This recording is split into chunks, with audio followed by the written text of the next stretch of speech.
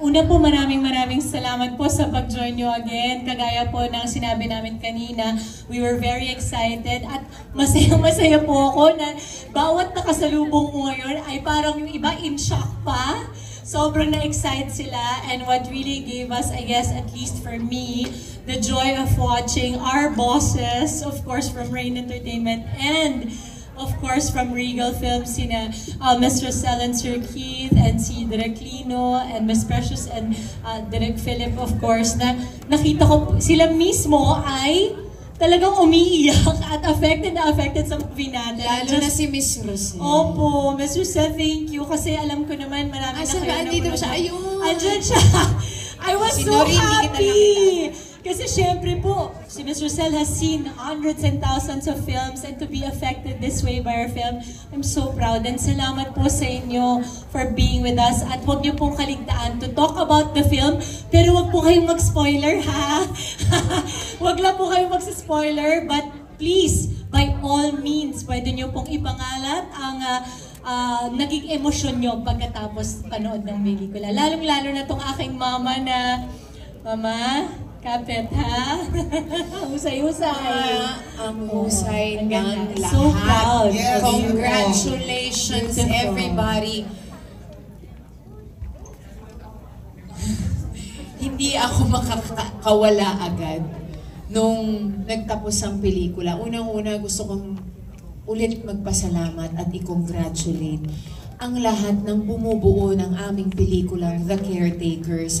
Palakpakan niyo po lahat. Karamihan sa kanila ay wala dito sa loob ng sinihan na ito.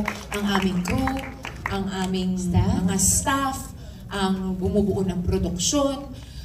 Literal wala dito. Hi, Direk Shugo. Alam mo, hi. Nakakatakot yung nag-hi ka kay Direk Shugo. Kasi tapos natin manood ng film naman, Hisa. Huwag kang mag-hi doon, baka si Mayang nandun. Ayun yung video for him. Kasi Miss Precious, ang kanyang may bahay. Ayun pala. Doon ka pala nag-hi. Oo.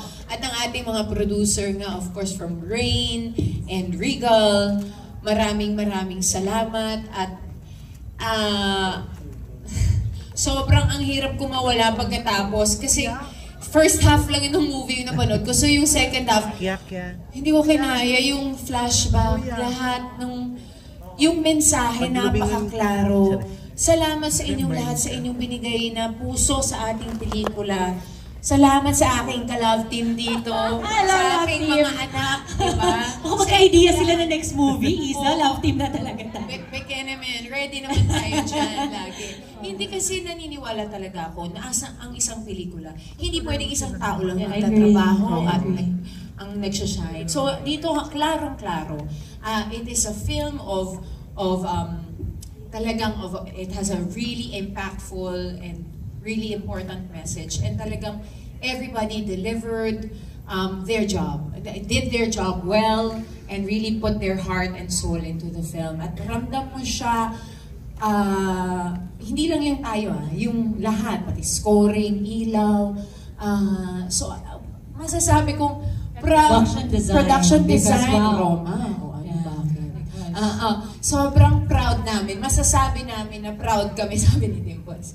Parang may chance tayo. Ang ganda, nakita mo, Isa, sabi ko sa kanya. Linda Blair, ikaw ba yan? Eto na. Hindi ko nga, kasi ako, parang mapapanaginipan ko pa yung pagbaluktot ng katawan ko kanina. Pabantay po kay Papa.